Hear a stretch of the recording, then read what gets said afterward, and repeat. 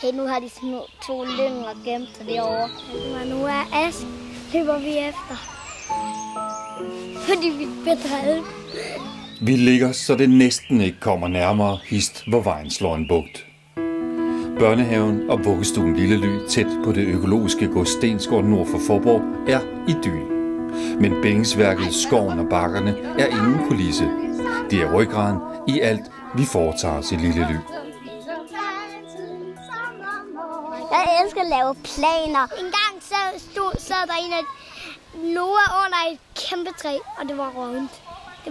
Det var lige så højt, det var bare helt rådent og sort, det er rigtigt, det var det mig. Lille Ly er barnets andet hjem. Nej, der sad ikke nogen her, men at vi væltede det. Og ikke større, end at alle kender alle.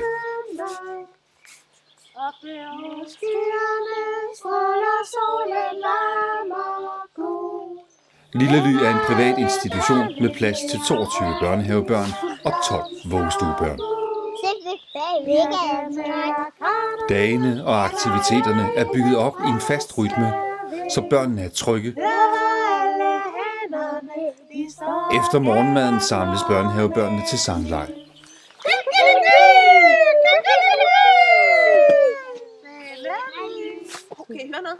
I sange og remser laver vi bevægelser, og på den måde øver de sig socialt, sprogligt og motorisk.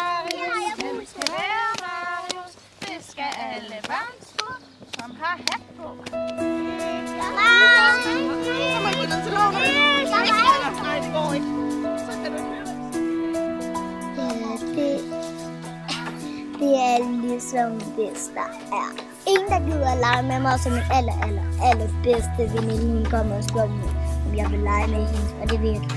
Det siger jeg selvfølgelig altid ja til. Hver dag er børnehavebørnene i skoven eller på besøg hos dyrene på Stensgård. Børn lærer ved at bruge deres sanser og ved at mærke den fysiske verden. Vi lærer børnene om verden ved at være ude i naturen hver dag året rundt. Louise Kjems er mor til 2 af børnene i Lille Ly. Der er tid til fordybelse, der er tid til, hvis man møder en bil i skoven eller andre ting. Altså de følger årstiderne udenfor, og det vil jeg da sige, det er jo et kæmpe plus. Som de andre forældre er hun aktiv, og det styrker fællesskabet, mener hun. Det er jo sammenholdet herude blandt familierne, pædagogerne. Altså man er ikke i tvivl om, at pædagogerne synes, det er en fantastisk arbejdsplads. Altså der er overskud, der er glæde. I Lille Ly. I Lille Ly. Og lege. Og kigge højt. Og gynge. Og på trampolin. Nej, der er ikke nogen trampolin der. Der er ikke en masse legetøj, sådan, der måske sådan, bestemmer, hvilken retning legen skal gå. Man finder sig simpelthen et eller andet og bruger sin fantasi og laver en leg ud for det. Og det er oftest noget med en pind eller flere pinde, der bliver brugt. Jesper Mogensen har haft 2 større børn i almindelige kommunale børnehaver. Han mærker tydeligt forskellen til Lille Ly. Han skal ikke bruge noget for at få gang i en leg, for eksempel. Han er enormt fantasifuld, og han har et ønske om altid at komme ud. Altså når vi andre sådan synes, at vi godt kunne hygge os indenfor, så siger han vil ud. Og sådan har det været altid. Lige fra han kommer hjem og har efter en helt lang dag udenfor. Så må vi synge.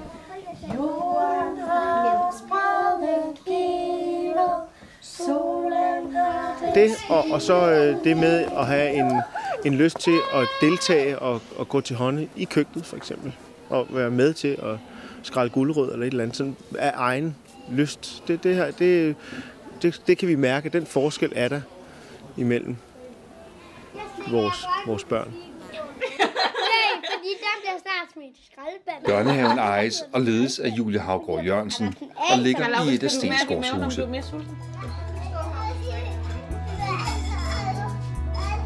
Der ligger en bevidst pædagogisk tanke bag alt, vi foretager os med børnene. Det er åbenlyst med de daglige aktiviteter som sangleje, fri leg, hviletid og eventyr. Men også når de skal af med tøjet i garderoben, når vi laver mad og spiser, har vi tænkt nøje over, hvorfor vi gør, som vi gør, og hvad børnene skal lære af det.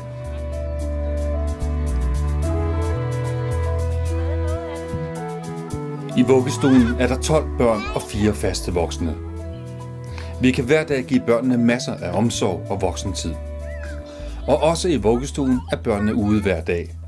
Og som i børnehaven har de små børn sangleje, og de er med i de hjemlige og huslige gøremål, der er en vigtig del af vuggestuens hverdag. Det betyder blandt andet, at alle vuggestuens børn er renlige og uden ble, før de begynder i børnehaven.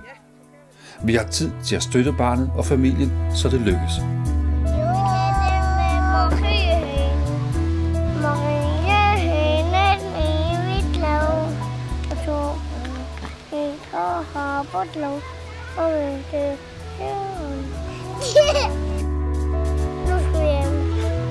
Nu skal jeg hjem. Jeg skal ikke nå det hold, mand. Vi kommer nu. Men det bliver også rigtig ærgerligt, når jeg skal slutte fra min børnehave. Men jeg kommer også besøge dem en gang imellem. Jeg har jo lige fået så mange gode kammerater, som jeg har lavet med i 3 år. Og så skal jeg væk fra dem. Det bliver rigtig svært, tror jeg. Jeg er jo meget, meget begejstret for, at der er fuld kostordning, så jeg ikke skal tænke på at smøre madpakker. Da Louise hørte, at pædagogikken i Lille Ly er inspireret af Rudolf Steiner, gav det stof til eftertanke. Det man jo møder i, det er jo de principper, Rudolf Steiner jo går ud fra omkring årstidsfesterne, fri leg. Jeg var slet ikke klar over, at man tænkte videre end det, at det handlede meget om, at børn udvikler sig via fri leg og via sangleje osv. Så jeg brugte lang tid på at læse om det og egentlig google det og sige, hvad betyder det egentlig? Hun fik gryden og gik afsted med alle sine hofdamer. Og det blev nok en fornøjelig aften, hvor prinsessen og hofdamerne de kunne sidde og vide, hvad alle fik at spise i hele byen. At vores hverdag i Lille Ly er inspireret af Rudolf Steiners pædagogiske principper, betyder, at vi hylder princippet om, at genkendelighed skaber tryghed, og at børn skal have ro til at være børn. Ja, du kan lige puste ud her, og så må du dufte, og så må du gå til toilettet. Da man så fik undersøgt mere og ligesom tænkt tankerne og så, jamen det her fantastiske sted her midt i skoven, jamen med en masse værdier, og du kan kalde det regler, andre vil kalde det faste rytmer i det, ikke også? Så tænker jeg, jamen det er da klart det sted, vores børn skal gå. I børnehaven er vi 22 børn og 4 voksne. Og selvom børnene ikke længere går i vuggestue, giver vi dem stadig et hvil midt på dagen. Nu er vi ved at gøre klar til et høsteventyr, og det er sådan et eventyr, hvor de dukker, der bliver brugt, det er børnene selv, der har lavet dem her til formiddag. Og så finder jeg ud af, hvem der kan passe hvor i fortællingen. I dag holder vi høstfest, som er en af de traditioner, som er herude, hvor børnene har brugt den sidste måneds tid på at forberede årstiden omkring høst. Altså de har været ude og høste med le på Stensgaards marker, og jeg har været ude og køre traktorer, så de har så lavet melen og bagt brødet osv. Så alle er her i dag klædt ud som bondekoner og bondemænd, så vi holder høstfest her i dag. Der er stor opbakning for forældrene, altså 95% af alle forældre og søskende bakker op om vores arrangementer, så det viser jo også en stor glæde blandt forældrene her.